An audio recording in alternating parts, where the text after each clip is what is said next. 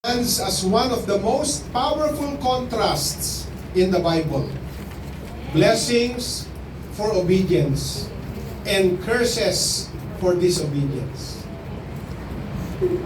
Diba? May mga mas mabagsik pang pagturo dito. Diba? Kaya sabi niya sa verse 2, dito po sa binasa natin, it captures the heart of God's intention.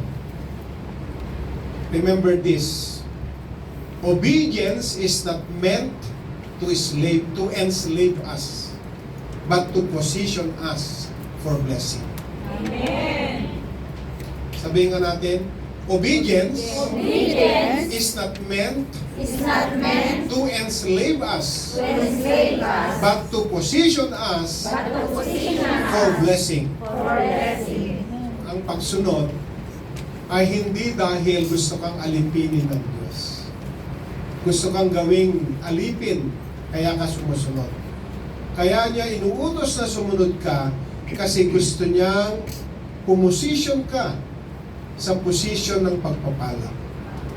Wala pong may monopolya ng blessing. Amen.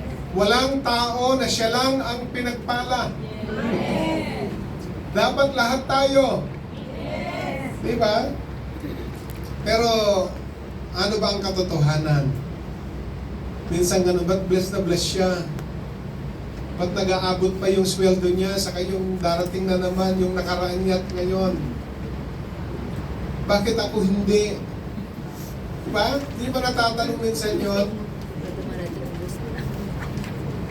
Tugon?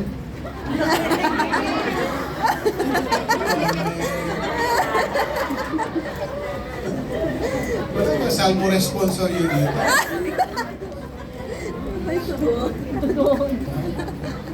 Nagsusulat kasi kayo kaya kulang kayo sa tugon.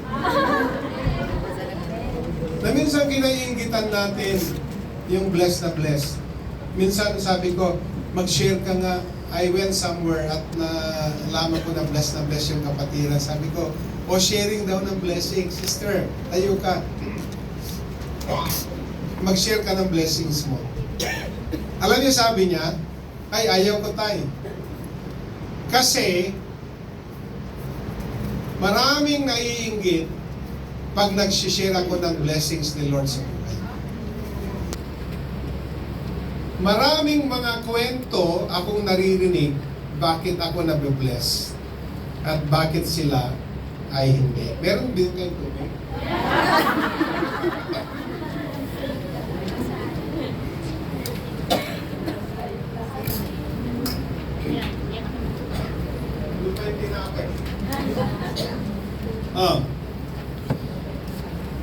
Ayaw ko mag-share po. Kasi marami akong naririnig.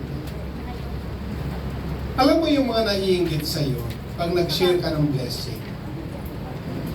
Naiinggit sila kasi hindi nila nararanasan. Amen. Bakit mo kaiinggitan ang isang taong nabibless kung pareho kayo nabibless? Correct. Kasi I believe hindi naman niya monopoly ang blessing. Yes. Pero siguro, meron lang siyang sikretong ginagawa o meron lang siyang ginagawa kaya napapasa kanya yung dapat mapasa kanya. Amen. At yung mga nakikinig na hindi sumusunod, namamatay sa inggit. O nabubuhay sa inggit. Mas mahaba yun. So itong chapter ng 28, if you will read the whole chapter, it outlines the blessings in the city and the countryside. I do not believe na dito lang tayo pwedeng pagpalain ng